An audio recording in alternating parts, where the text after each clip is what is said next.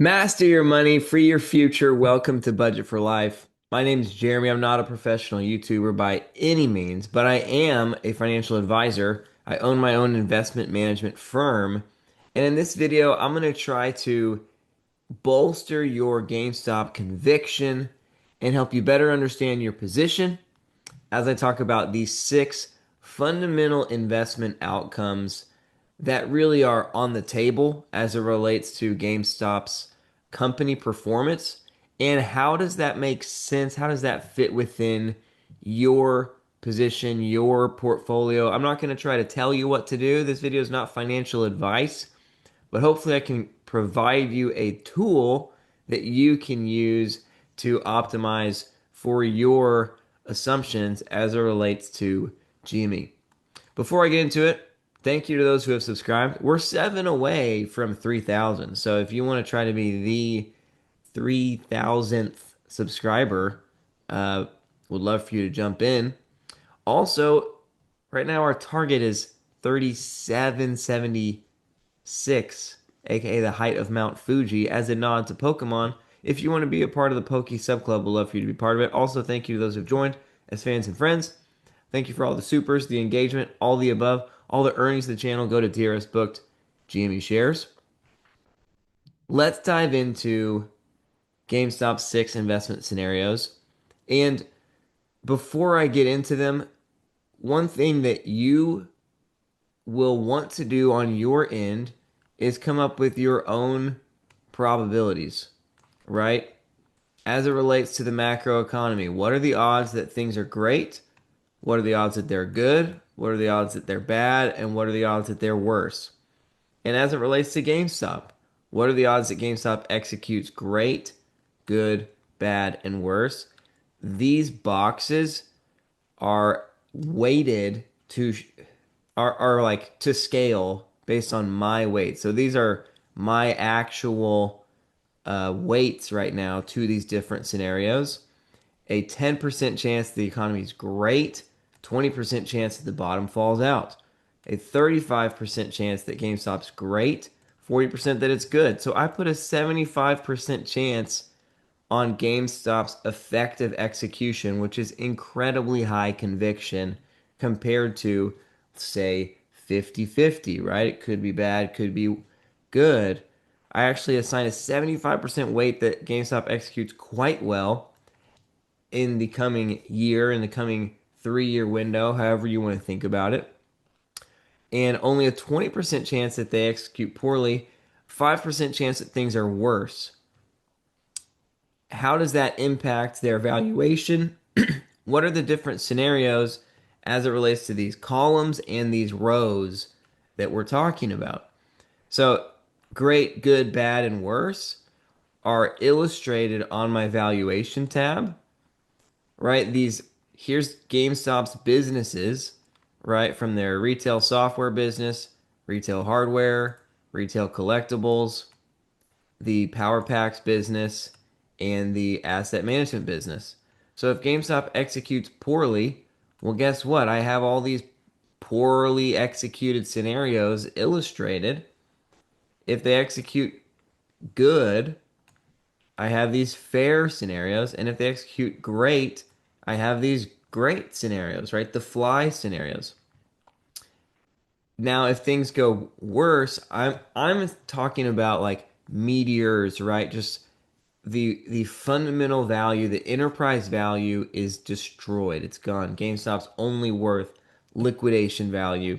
Now, truly, I do not believe that has 5% odds of happening, but let's just call it 5% for the sake of this conversation. Now, on the macro, right? If things are worse, or if they're bad, or if they're good, or if they're great, how does that impact GameStop? Well, if things are horrible, that's probably the best scenario for GameStop when you think about legacy shorts, negative beta, etc. If things are bad, GameStop's fundamental value play comes in. If it's good, then GameStop's growth story through collectibles comes in. If it's great, then GameStop's aggressive Berkshire Hathaway asset management play comes in that scenario. So you take the rows, you take the columns, and ultimately you end up with six investment scenarios that are weighted for you according to my weights, but that you could create your own weights for to understand your own GameStop position. So the best case scenario is that GameStop GameStop's negative beta amidst a market collapse and a resulting forced closure of legacy short positions, that event overshadows GameStop's fundamentals, period. Right? GameStop re-enters the cultural zeitgeist as a meme stock, right? That squeeze 2.0, that resurgence stimulates stock returns as well as new capital opportunities. That is one scenario that could happen in GameStop. Should I talk about each scenario and then dive into it? Maybe so. That's one scenario. Another scenario, GameStop's strong execution enables meaningful upside, particularly as the video game business proves recession resilient amidst the current console cycle, and inflationary concerns regarding fiat currency stimulate long term robust demand for global collectibles. The calculated risk reward acquisitions also strengthen investor support as well as appetite for Cohen's strategy. Another scenario, GameStop's asset management business successfully turns the company into this generation's Berkshire Hathaway. Another scenario, GameStop's conservative capital strategy and high floor fundamental business value makes it an attractive option in a struggling economy. The two scenarios that are the least exciting, GameStop's failure to execute on power packs, failure to execute on acquisitions, combined with an otherwise booming market, limits upside and emboldens shorts. And of course, the sixth scenario, cataclysmic black swan events undermine GameStop's fundamental value. Now, I illustrate it for you here so that you can see that these scenarios matter the most in different outcomes, in different probabilities. And sometimes, if you're just arguing with someone in the YouTube comments, all of these factors can kind of swirl together.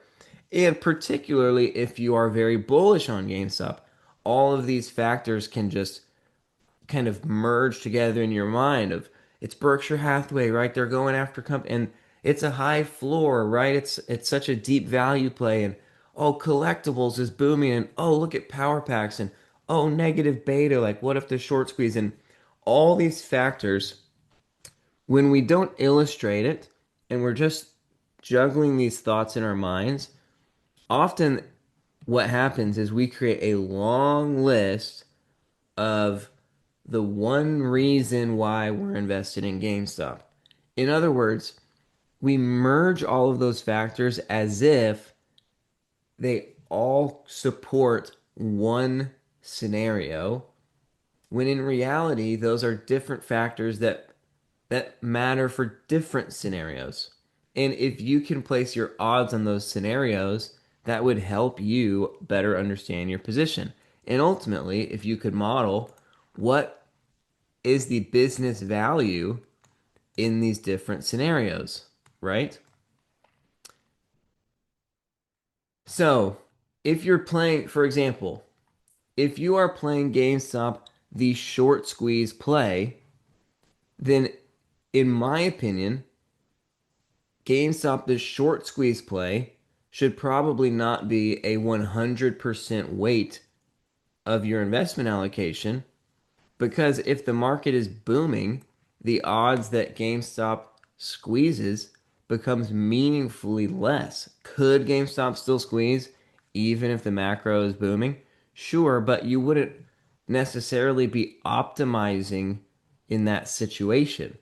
For example, take, I don't know, the past 5 years, right? GameStop has been trading flat for the better part of 5 years, while the highest growth names, the highest PE names, right? The names that are even pre profit names in the startup world, tech, AI, have gone up 2, 3 times over the past 5 years, whereas GameStop's been flat, right? So if 100% of your portfolio has simply been on GameStop, the short squeeze, well, there are a lot of scenarios where that becomes a suboptimal allocation. Now, if you think the short squeeze, I will say as a caveat, if you think the short squeeze is perhaps only a 20% chance of happening in 2026, but you think is a 90% chance of happening eventually, let's say, and you think that the return and or you think the returns on the short squeeze will be so astronomical that even if your portfolio underperforms for several years leading up to that point, that the net return on your entire investment thesis, like your total ROI on your position, is going to more than catch up for any amount of years of underperformance, then you could still justify a high concentration of your GameStop position that exists for the short squeeze play, even if on a weighted average basis, it would only seem to make the most sense in this column here, which would be 20%, right? These percentages is the weighted portfolio distribution. It adds up to 100. How do you come up with these numbers? You take the odds on the column and you multiply it by the odds on the row, and you get the odds of that quadrant 16th, right? So 20% hypothetically of your portfolio could be optimized for the short squeeze play. And these buckets aren't hard lines, they could bleed into each other. You could say, like, hey, if GameStop executes great and the macro is bad, maybe it's not horrible, but it's still bad, that might be enough to say I'm in it for the short squeeze. So then you would add this 17.5% here on top of this 20% weight here, and now you get a 37.5% concentration potentially, right? GameStop's high floor. Why does it matter, or when does it matter?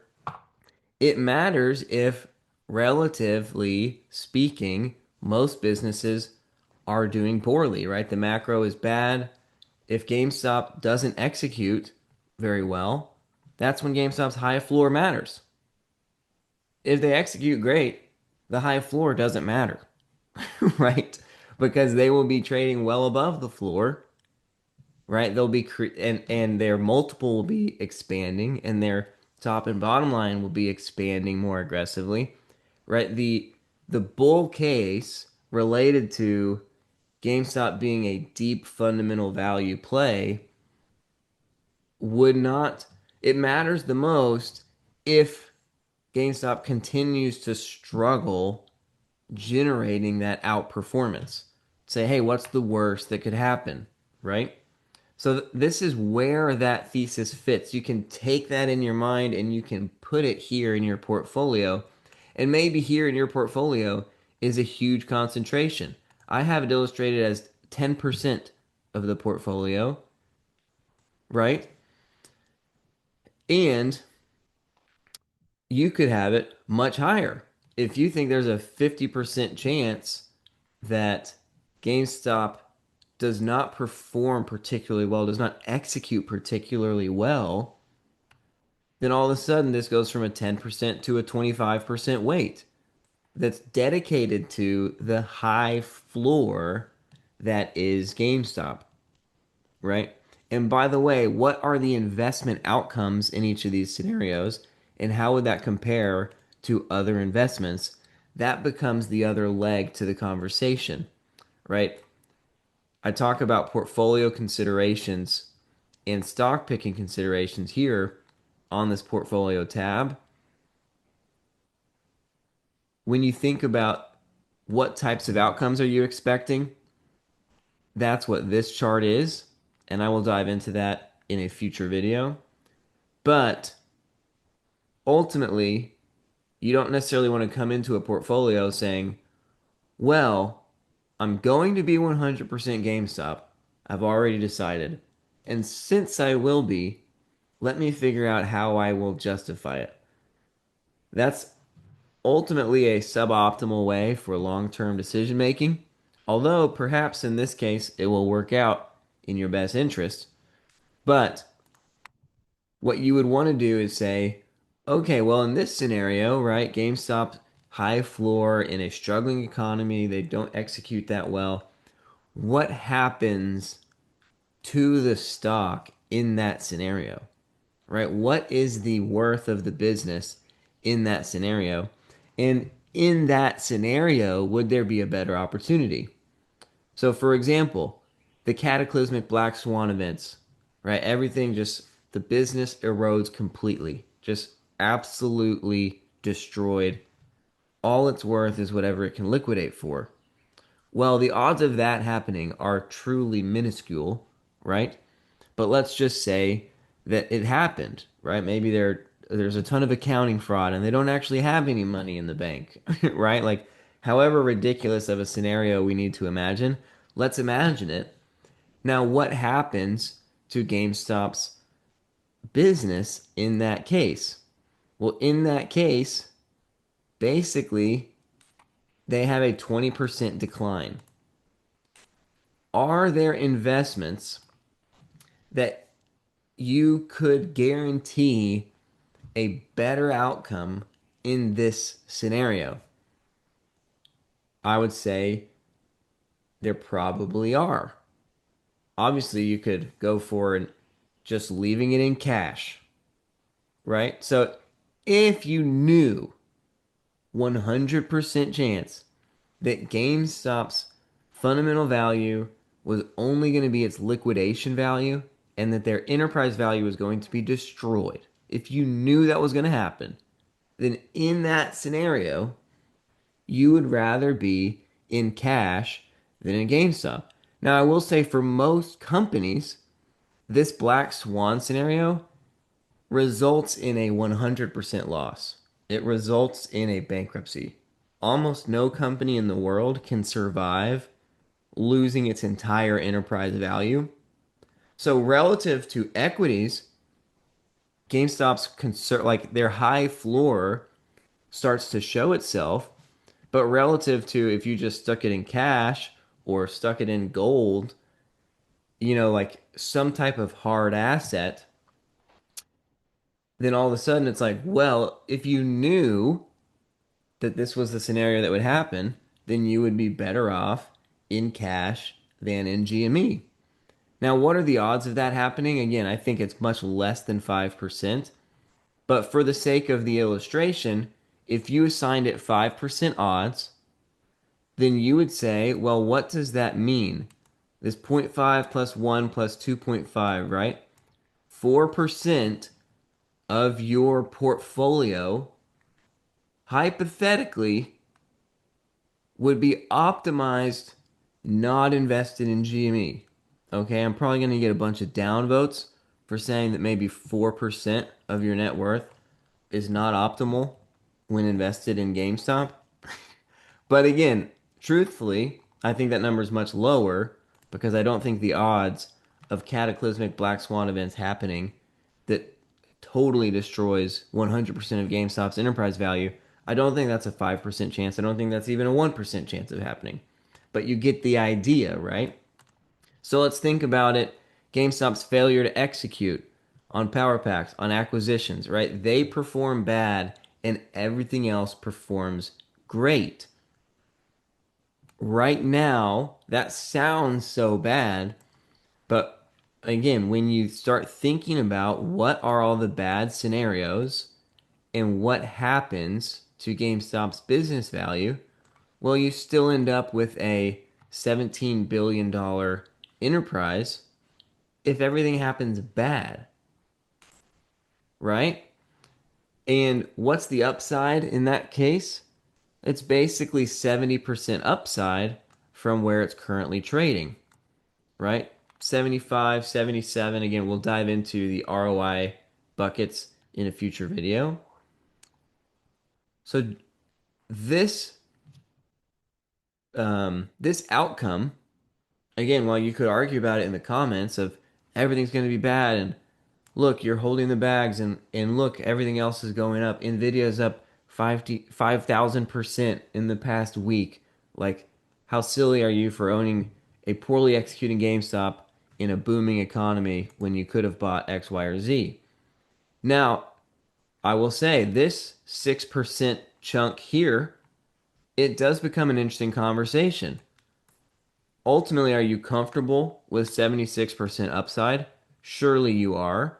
But is that optimal? Right? Again, if you knew that this was the little portion of the pie we're talking about, this is the 2 and 4% of the portfolio that we're talking about. If you could zoom in there and say, is there anything else I could do that would perform better in that scenario?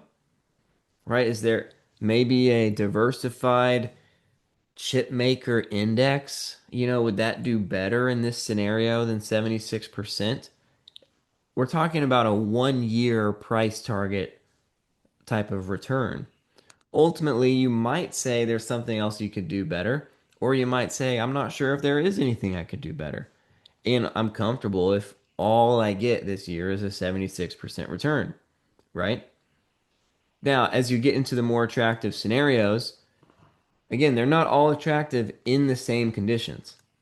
The high floor is the most attractive if GameStop poorly executes because the downside risk is limited. The fundamental upside as it relates to the console cycle, the video game space, power packs, collectibles is most pronounced in the scenario where the macro overall is still struggling and GameStop relative to the macro is able to outperform due to their positioning in industries that are very recession resilient. Right? The best case scenario, of course, is the short squeeze. The next best case scenario is that Cohen crushes in the asset management business, in the acquisitions and the transformation for GameStop and for capital markets that he is trying to accomplish. But GameStop growing its business footprint, right, to get more and more businesses under GameStop's hood is increasing risk. It's that many more assets and liabilities. It's that many more operations and complexities. It's that many more executives that need to be paid sooner or later in one way or another, right? So it's that many more irons in the fire that could grow cold if the economy starts to struggle. Now, you would kind of hope the best case scenario, the bingo bongo, the double whammy is what if the economy could collapse, GameStop could squeeze, they could raise even more capital, and then they could scoop up durable, quality, scalable businesses at the trough of their valuation. And then another year later, the economy is booming again, and now we've taken advantage of a squeeze, and we've taken advantage of the long-term bull run that we're entering into. Now with far more upside, far more businesses within the holdings company than GameStop had before. That would be the best case scenario. But right now we're thinking about within 1 year, right? Like this year, what are the odds that we're talking about each bucket? So let me know in the comments if there's anything that you feel is unclear. I'm not making this video to be entertaining. I'm making this video to try to be educational and helpful for you as you think about your position. So if there's a way that I could illustrate this in a way that is easier for you to appreciate, would love to hear it. Um, and again, these are not hard lines. These bleed into each other a little bit. So let's say you're super bullish on GameStop, the asset management business. Right now, I have this illustrated as essentially 22.5% of the portfolio. But you could say, well, I think they're going to execute so well on the asset management front that it won't even matter what the macro looks like. Well, then you could add in these blocks over here saying as long as GameStop executes great, I do not care about the macro when I think about the asset management business. Well, that takes another 24.5% into the equation according to my probabilities, right? And ultimately, now 47% of your portfolio could look like GameStop, the asset management play, under that scenario. But again, you would want to think about, are there alternatives that could better accomplish what you are wanting to accomplish with that portion of the pie with that specific scenario? If you knew that something would execute great and you knew that the conditions would be great, is that a high enough upside for you? Or is there a different opportunity that would actually be even more highly favorable for you in that portion of your portfolio? For me, honestly, GameStop is effectively 99 plus percent of my portfolio. So I am practicing what I preach here, I guess I should say. And that would make me look hyper bullish. And ultimately, if GameStop has been 100% of your portfolio since 2021, as unfortunately mine has effectively been, then what you realized is that you got into a gamble and full sent on it. You YOLO'd. You truly did YOLO. And it has not paid off so far. It's been very painful so far. If you've YOLO'd like me in a way that's highly leveraged and a lot of money burnt up on call options in the midst of that, you're much worse off for thinking that one outcome should justify 100% of your portfolio. So, in a sense, am I as hyper bullish on GameStop as anyone out there in the world? Have I suffered more in the journey of this investment thesis than almost anyone in the world? Genuinely, yes. At the same time, could you paint me as someone um, that is like an other than as it relates to the GameStop cult following due to one, the fact that I am a fiduciary financial advisor. Like I do not recommend for my clients that they have a 100% weight in GME, for example. And even for the general GameStop cult following on the internet, do I recommend for you to be 100%? Well, I don't make any recommendations for you because this video is not financial advice, but that's what I'm excited to get into as it relates to these investment outcomes because these are all live, right? These are live tracking the current value of the stock. They are live tracking my 1 year price targets on the stock. They're live tracking the odds that we see different dilutions on the stock, and they're signaling for you what the expected 1 year return would be from a fundamental bottoms up perspective. And so again, will there be so how does that make me look potentially like somehow other than what I'm saying is there's going to be a point where if for example, if GameStop is trading at 3 times where it's at right now, but nothing fundamentally has changed about their business. Well, guess what? GameStop's high floor thesis is no longer particularly relevant. It could be relevant again, but all of these are relative to its current valuation, right? What is the price implication for a 1 year price target on the stock based on where it is right now?